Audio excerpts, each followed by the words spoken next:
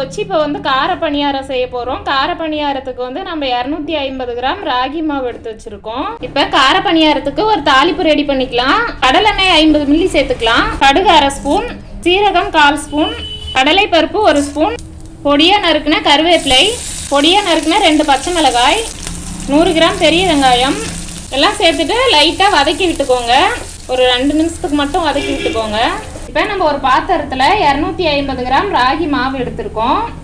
ராகி மாவு வந்து தோசை மாவு பதத்தில் கலந்து விட்டு எடுத்துக்கோங்க. தேவையான அளவு உப்பு சேர்த்துக்கோங்க. புளிப்புக்காக நம்ம வந்து 100 கிராம் தயிர் சேர்த்துக்கலாம். இந்த மாதிரி நல்லா கட்டி இல்லாமல் கலந்து விட்டுக்கோங்க.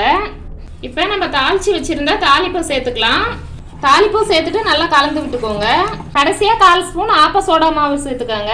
மல்லி இலை கொஞ்சம் சேர்த்துக்கலாம். மாவு வந்து இந்த மாதிரி பதத்தில் கலந்து விட்டுக்கோங்க. பணியார கல் வந்து நல்லா சூடாயிருச்சு. நம்ம எண்ணெய் சேர்த்துக்கலாம். இப்போ பணியார மாவு வந்து சேர்த்துக்கலாம்.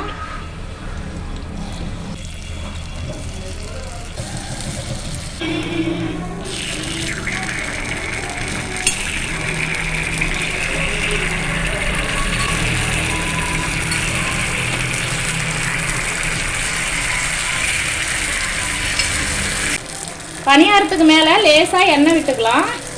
பணியாரம் வந்து இந்த மாதிரி நல்லா முருகலாக வேக வச்சு எடுத்துக்கோங்க.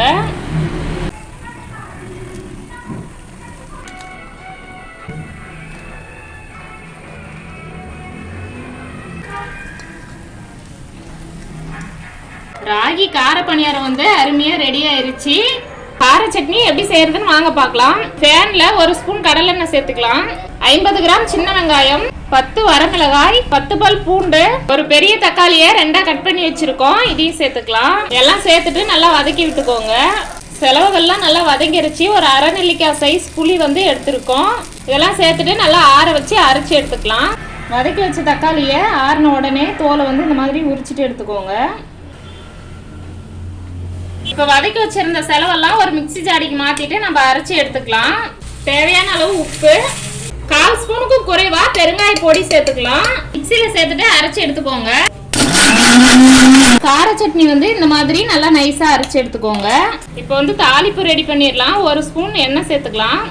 கடுகு 1/4 ஸ்பூன், கருவேப்பிலை 1 கொத்து, தாளிப்பு சேர்த்துக்கலாம். அருமையான கார சட்னி ரெடி ஆயிருச்சு. இந்த சத்தான ராகி பணியாரம் நம்ம மாவு அரைக்க தேவையில்லை, புளிக்க வைக்க தேவையில்லை. மாவு இருந்தால் போதும். சட்டுன்னு 2 நிமிஷத்தில் ரெடி பண்ணிடலாம். நீங்களும் வீட்டில் இதே போல் செஞ்சு சாப்பிட்டு பாருங்கள்.